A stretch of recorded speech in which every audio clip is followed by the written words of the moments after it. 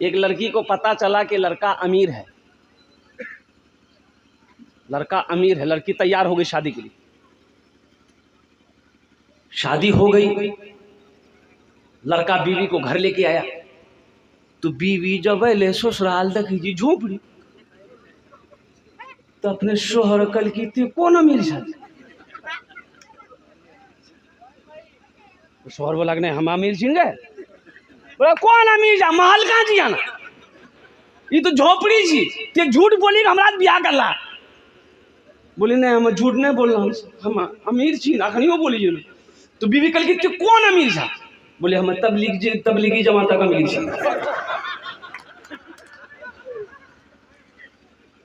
हाँ, अमीर तो है, अमीर है। एक बात याद रखिएगा, बच्चे को इंग्लिश पढ़ा दिए, संस्कृत पढ़ा दिए, मराठा पढ़ा दिए, पंजाबी पढ़ा दिए, उड़िया पढ़ा दिए, बंगला पढ़ा दिए, जो पढ़ाना पढ़ा दिए। यहाँ नहीं, इंडिया में नहीं, लंदन में पढ़ा दो, लंदन में नहीं, अमेरिका में पढ़ा दो, अमेरिका में नहीं, यूरोप में पढ़ा दो, यूरोप में नहीं, पेरिस में पढ़ा दो, जहाँ मन वहाँ पढ़ा दो। हशर के मैदान में वो बेटा आपको देखेगा ना 80 की स्पीड से भाग जाएगा।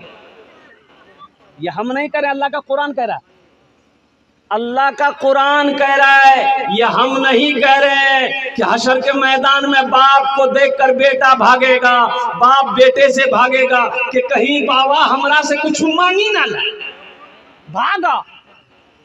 लेकिन जानते हो, अगर बेटे को कुरान पढ़ा दिए हो, बेटे को हाफिज बना दिए हो, बेटे को आलिम बना दिए हो, तो अल्लाह के नबी इरशाद फरमाते हैं कि वही बेटा हशर के मैदान में बाप को देखकर भागेगा नहीं, बल्कि बाप को हशर के मैदान में ढूंढेगा, ढूंढ कर लाएगा, अल्लाह के सामने खड़ा करेगा, ताकि अल्लाह उसके बाप के सर पे ताजे वकार पहनाए।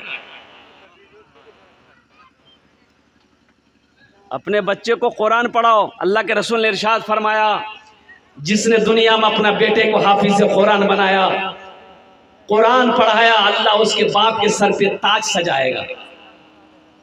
क्या सजाएगा? ताज सजाएगा। अब उस ताज के अंदर में कितनी रोशनी होगी। हजरत मुआज़ बिन जबल रदी अल्लाह ताला अन्हु रावी हैं, रिवायत फरमाते हैं कि आमीना के लाल ने इरशाद फरमाया, ए मुआज़, उस ताज के अंदर में इतनी रोशनी होगी कि सूरज की रोशनी फीकी पड़ जाएगी। तो अहले महशरियों पूछेंगे अल्लाह के फरिश्ते से, के जी कोई अंबिया है? अल्लाह के फरिश्ते कहेंगे नहीं, ये अंबिया नहीं है। तो कौन है? शोहदा है? कहा कि शोहदा भी नहीं है। कौन है? सालिहीन है? सालिहीन भी नहीं है। सिद्दीकीन है? सिद्दीकीन भी नहीं है। तो फिर ये कौन है? तो अल्लाह के फरिश्ते जवाब देंगे, ये वो बाप है जिन्होंने दुनिया के अंदर में अपने बेटे को हाफिज कुरान बनाया था। अल्लाह ताज पहनाया है, अल्लाह ताज पहनाया है।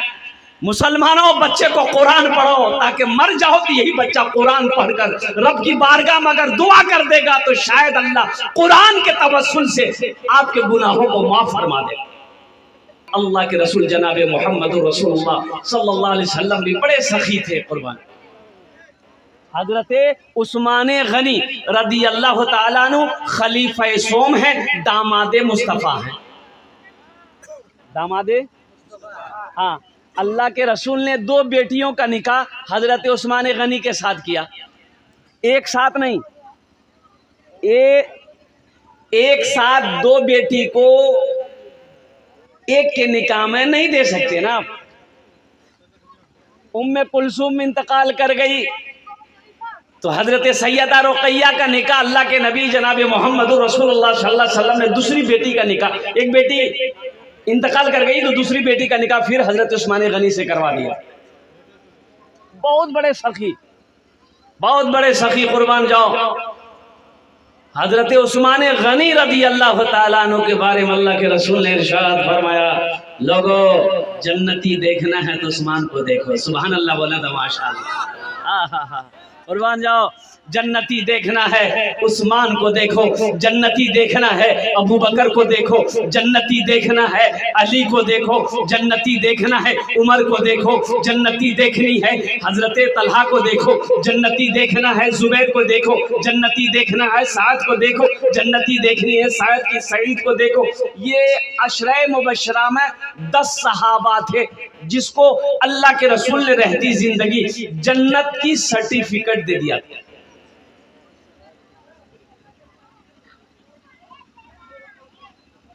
तो मदीने में एक आदमी के घर में बच्चा पैदा हो रहा था, विलादत का वक्त करीब था,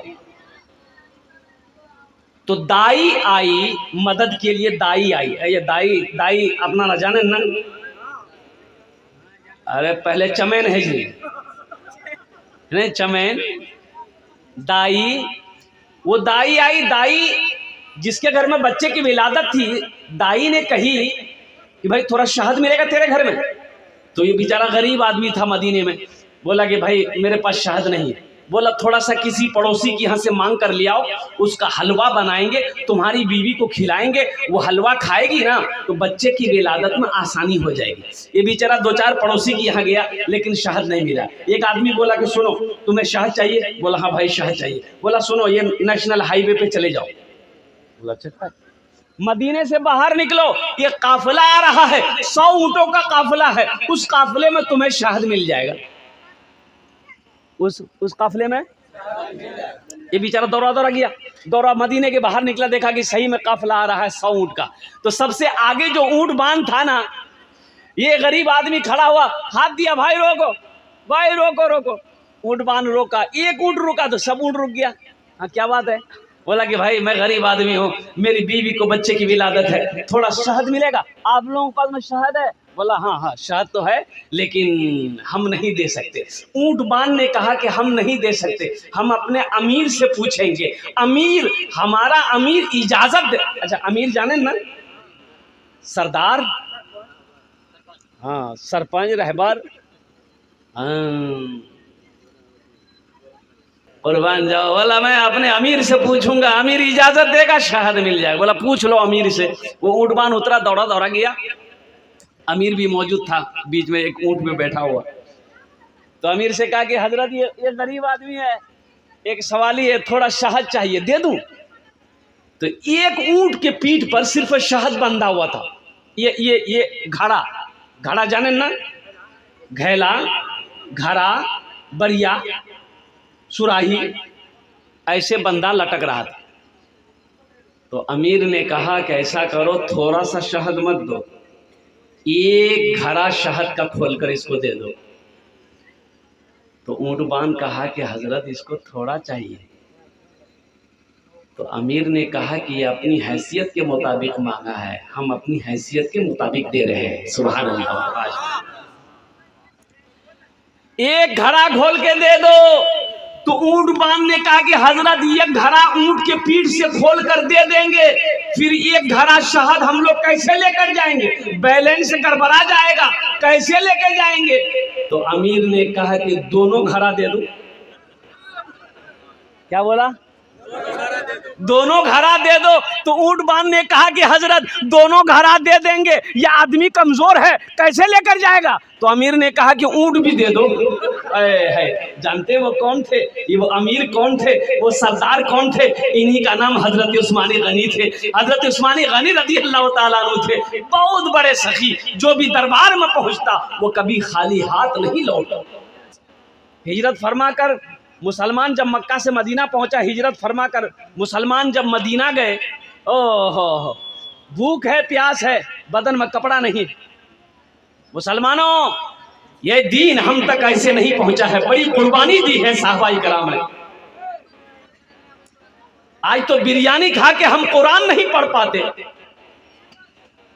साहबाई कराम ने दरख्तों के पत्ते चबा चबा कर अल्लाह के कुरान की तिलावत करी है। मैं हजरत को सलाम करता हूं कि लठौरा की सरजमीन पर, ये चटाई पर बैठकर हमारे बच्चों को अल्लाह का कुरान ये सिखा रहे हैं, ये कम बड़ी बात नहीं है।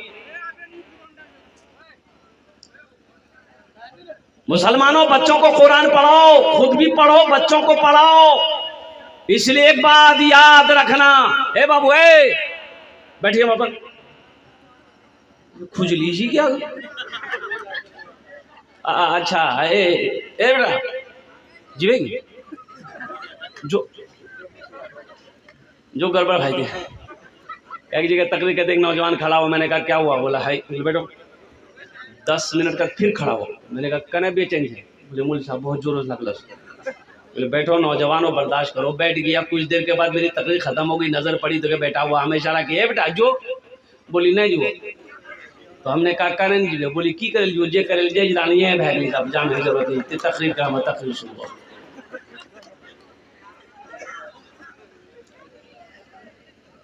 सखी बनो मुसलमानों, कुरान पढ़ो, बच्चों को कुरान पढ़ो।